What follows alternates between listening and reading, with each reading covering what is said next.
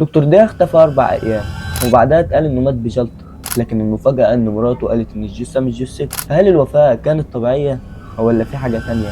خلي بالكم انتوا من نفسكم، انا موجود لحد ما يقضي الله امرا كان مفعولا، انا مع ربنا وبس. لو لقيتوني بقى موت اعرفوا ان انا اتقتلت. كلنا سمعنا عن نظام الطيبات وسمعنا عن الدكتور ضياء وقد ايه النظام ده عمل ضجة في مصر آخر فترة. فالنهاردة هنشوف مع بعض نظام الطيبات وكلام الدكتور ضياء، نشوف ايه الكلام الصح وايه الكلام الغلط والراجل ده اتوفى ازاي. يلا بينا.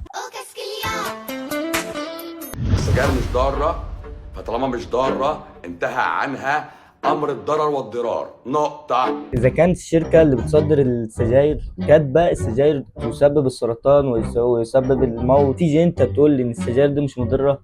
إيه إثباتك؟ ما هو علاج جرثومه المعده استئصال المعده، استئصال المعده بقيت. إزاي أنت بتقول لي عالج المعدة باستئصال المعدة؟ إزاي يعني؟ أنت لو جبت عيل صغير مش هيقتنع بالكلام ده. يعني أنا لو التليفون بتاعي بايظ، الشاشة بايظة في التليفون، خلاص كده أنا عشان أصلح التليفون أشيل الشاشة خالص؟ هو كده يتصلح يعني سبب منعي انا للبن والمنتجات مشتقاته البيضاء منه ان الكاسين مجرد ما بيلمس حمض المعده بيتحول لحاجه اسمها اسيد كاسينات. الاسيد كاسينات ده كانوا بيستخدموه زمان في صناعه الزراير، في صناعه البلاستيكات. ده بجد يا جدعان؟ يعني هو الكلام ده بجد؟ تعرفوا لو الكلام ده بجد يعني أنا مش عارف أقول إيه. يعني احنا اللبن ده حاجة أساسية في حياتنا طبعا. الجبنة واللبن والزبد والزبادي، كل الحاجات دي بتعمل الضرر ده. طب يا جدعان انا مطولش عليكم، الدكتور ده بيقول ان في منتجات كتيرة مضرة ومش عارفين ايه، والمفروض ان احنا نبطل المنتجات دي وناكل اكل تاني واكل صحي والاكل اللي هو الطيبات. انا كدبش ما اقدرش اقول لك اذا كان النظام ده صح او غلط الا اما اجرب النظام وابحث عن النظام. طب هل كلامه مقنع؟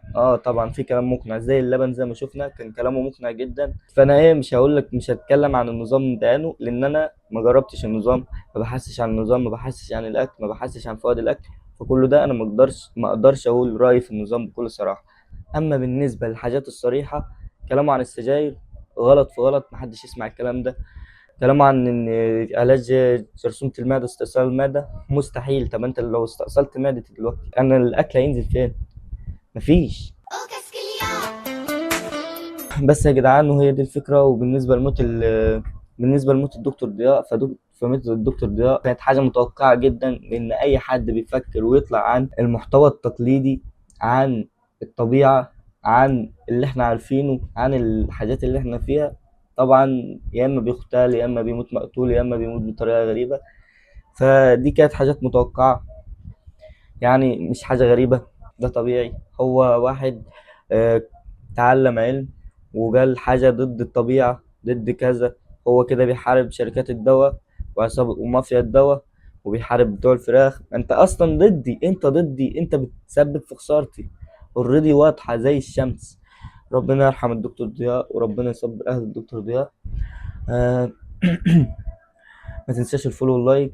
انا مش ضد الدكتور ده كشخص، الدكتور ده كشخص كان راجل محترم مثقف راجل متعلم.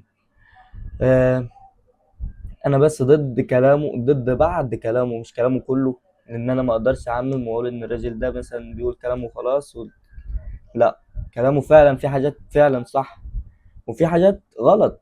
انت اوريدي ده بشر والبشر بيغلط. وما تنسوش تدعوا بالرحمه، ما تنساش الفولو واللايك.